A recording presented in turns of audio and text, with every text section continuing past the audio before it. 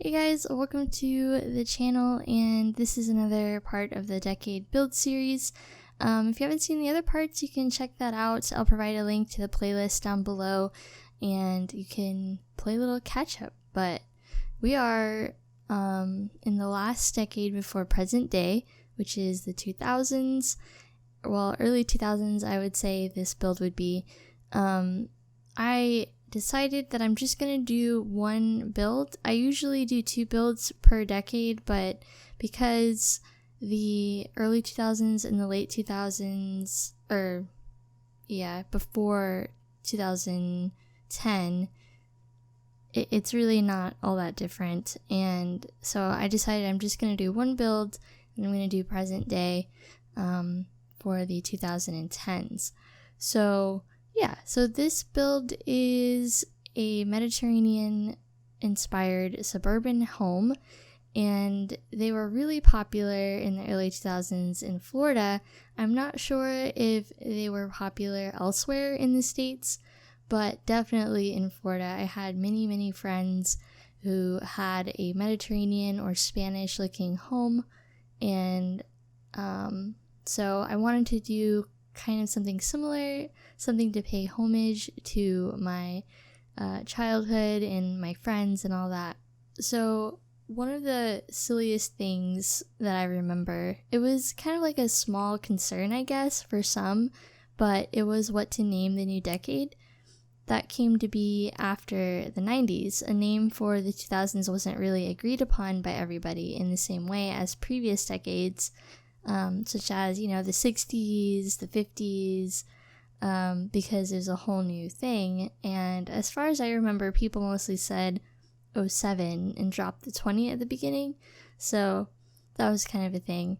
But the 2000s were definitely marked by increased globalization and growth of the internet, which helped communication be faster and reach further to more people thousands of miles away.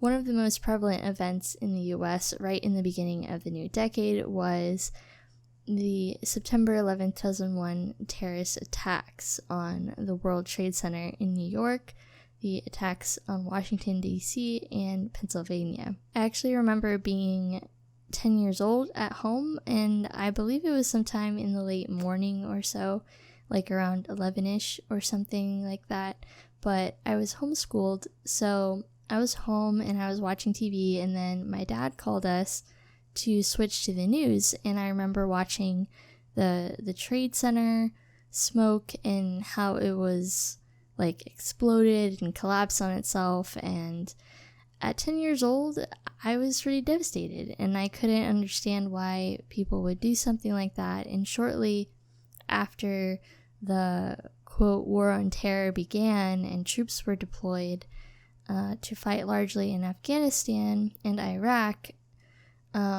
so I was definitely there for that. I did want to show you guys some reference pictures before I continued. So the left is an example of like a Mediterranean suburban home. Door beads were pretty popular. I had them in pink. Avril Lavigne, iPods, palm, like tropical palms or like palm motifs were popular for, I don't know, middle class or upper middle class, I would say. So I definitely added some of those things into the build. It would look historically accurate, as I like to do. But anyway, so I remember when the war was announced and when that all happened. Another scare of the time in the early 2000s were the anthrax attacks in 2001, and they were basically letters that contained this like anthrax spores through the mail, and it was considered a bioweapon. And I remember my mom being so afraid to open her mail during this time.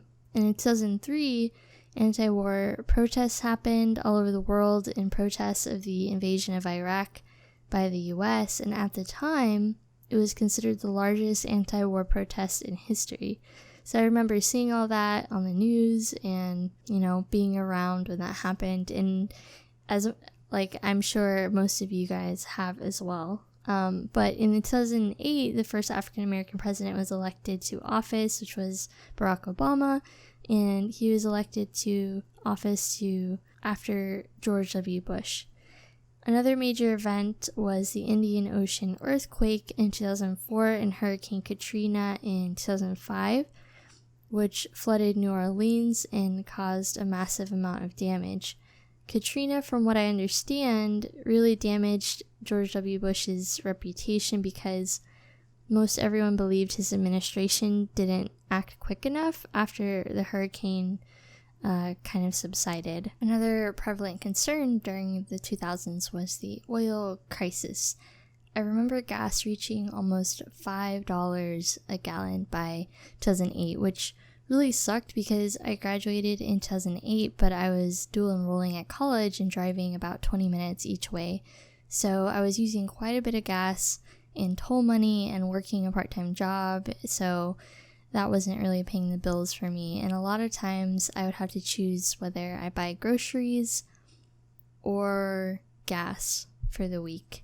And yeah, so that was kind of a difficult time.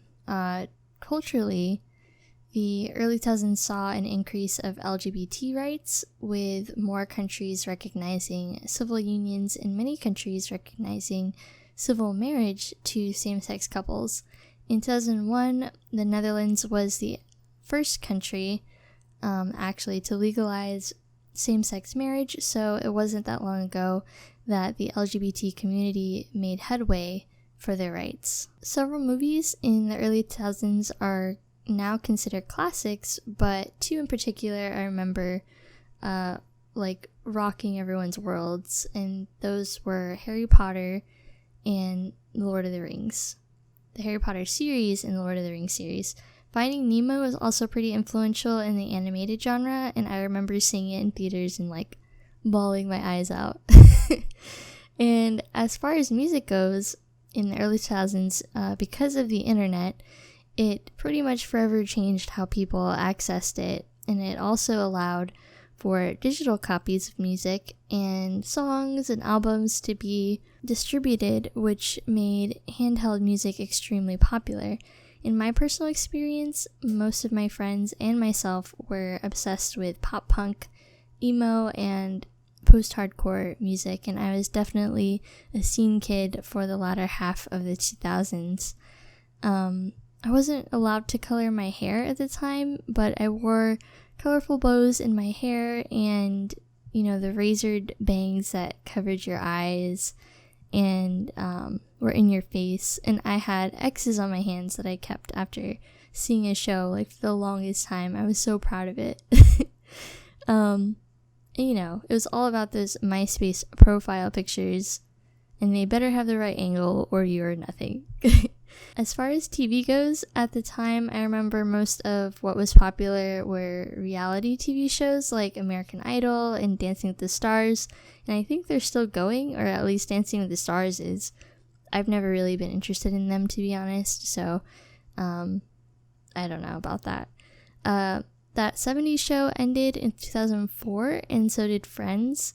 Disney Channel had shows I loved, such as Even Stevens, Lizzie McGuire, and Lizzie McGuire was I don't know, I wanted her wardrobe so badly, and I tried to copy it, and I look at it now and I'm like, why did that happen? At this point, in the world of video games anyway, the PS2 was released, and I remember wanting one so badly, but my cousin actually got one instead for Christmas, and I was so upset because she was younger than me, and I did have a Mary-Kate and Ashley game for the PS2 that I often played on hers, and it was like a high school themed game or something like that. A lot of war games came out during this time, which I'm assuming is because of the war on terror that happened at the time, like Call of Duty, Gears of War, and Medal of Honor. And guess what else launched in 2000? The Sims. I love The Sims. I would spend hours playing it. So that was basically the start of my current obsession with the game. And it's lasted until today and probably will last forever. As far as fashion goes, it was such a mess. The 2000s was a mess of trying too hard and stealing from previous decades. Bell bottoms were a thing until around 2006, and baggy cargo pants were popular as well, with the studded belts, probably because of Lindsay Lohan and Avril Lavigne. And let's try to block out of our minds the velour tracksuits. Skechers. Skechers were the thing to own. I'm pretty sure mine lit up at some point. Why were dresses over jeans a thing? Like, there's just so many questions about fashion in the early 2000s. I don't know what happened. Other stuff that was popular was gel pens. I remember my friends and I would actually draw on each other with the gel pens, and our favorite was the white gel pens. Like, we would draw flowers and whatever else. Another popular kind of thing was like the sparkly gel pens. And then there were the jelly bracelets that I would have like all the way up my arm until they were considered something less innocent. Then I stopped wearing them. Butterfly clips, Beanie Babies. I had tons of Beanie Babies. There was a few that were like considered collector editions, I guess. But yeah, I love those. I had a lot of those. And yeah, so anyway, this build is Mediterranean inspired. And like I said before, I don't know if they were popular anywhere else but Florida.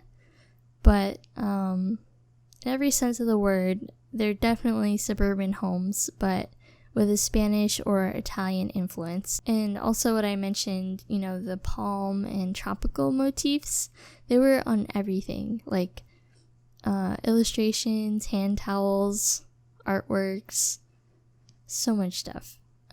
This room right here, I considered it like a guest room. So it has its own bathroom that's also accessible from the playroom and the hallway. So you're able to get into the bathroom any way you need to, really. But so much happened during this time from 2000 to 2010. I went from like age 10 to age 20. So that's quite a bit of growing up to do.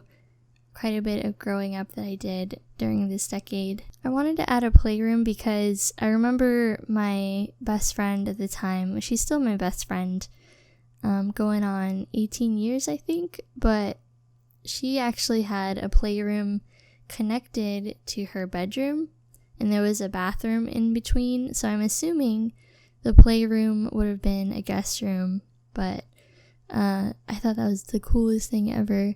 I didn't have space to do that in this build, so I just put a playroom, like kind of offset from the living room area. So this is the teens room, and I was so excited to do this because at this time I was kind of in between a kid and a teenager, so a lot of what's in her room is what I had, kind of.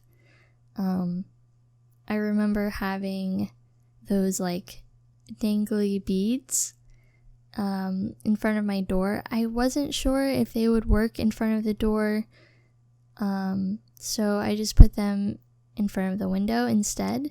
And I remember having a small TV in my room. My little cousin, she had a TV in her room as well with the PlayStation 2. So whenever I went over there, I definitely made use of that. And then I definitely wanted to add a mirror, like a standing mirror with stickers on it, because I had one of those. It didn't have a stand or anything, it was just a long mirror that I propped up against the wall. And then I remember a lot of my friends liked either NSYNC or they liked Backstreet Boys, and it was kind of like this feud between my friends. And because I wanted to be different and I didn't want to be mainstream, I always said, oh, I don't like them or whatever, but I secretly liked NSYNC a lot. So there's that. My confession. So I didn't really have, boy bands or posters on my wall, but I did have a ton of posters and things that I took out of magazines and put them on my wall, like with a bunch of letters, and I had some lights as well, I think, that I put around my bedroom. So definitely made use of those new fairy lights that came with the Parenthood pack. I did use a lot of the Parenthood pack, so just keep that in mind if you want to download this house. But if you don't have it, I'm sure it won't be that hard to, kind of replace certain things, because the actual exterior of the house is all base game, I think, so you shouldn't have any problems with that. And it is available on the gallery. My @name is Irrelephant7, and yeah, I'm really excited with how this came out. I especially like the kids' rooms, because they just, I don't know, they give me a lot of nostalgia for some reason. And I really like how their bathroom came out too. It's very cute. So I chose a zebra print for the bedspread here because I remember my younger cousin had a bunch of like pink zebra print stuff, and I guess that was like kind of popular for younger kids at the time. At least I'm assuming. Because I didn't really have that, so I was like, oh, that reminds me of my little cousin, so just put that in there. It seemed to fit. And I think chevron was popular too in the early 2000s, as far as I remember. Correct me if I'm wrong on that, but I think it was. So I used the chevron blue shower tub thing that we got with the Parenthood pack, and I absolutely love it. I also love the oval mirrors that we got in the pack. I think they're really nice, and I'm so happy they came in plain as well as having some with stickers, because sometimes they're just nice to have for whatever reason. And I also put in a little radio in the bathroom because I remember it was really popular to have shower radios, and I don't really know of anybody who still has one, but I remember when I would sleep over at my best friend's house, she would always have a shower radio, and it was like a thing, and I like begged my mom for one and I finally got one, and I was so happy.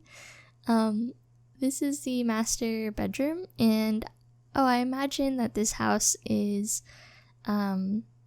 has a family of 3, so a single mom, and her teen daughter and a teen kid, so family of 3 living here. But I'm sure you could fit more people if you needed to. Could probably fit up to maybe 4 or 5 if you really wanted. But yeah, it's pretty spacious. I didn't want to put too much in her room because I felt like from the pictures that I saw of bedrooms, they were pretty minimal and very traditional. I'm sure you saw in the kitchen picture that I referenced, kitchens were like weirdly ornate. A lot of like woodwork and things like that. But we're almost done with the build. I hope you guys enjoyed it. I hope you learned something new. But yeah, like I said before, just one build for this decade, and then next week will be present day. And yeah, thank you guys so much for watching, and I'll see you next time. Bye, guys.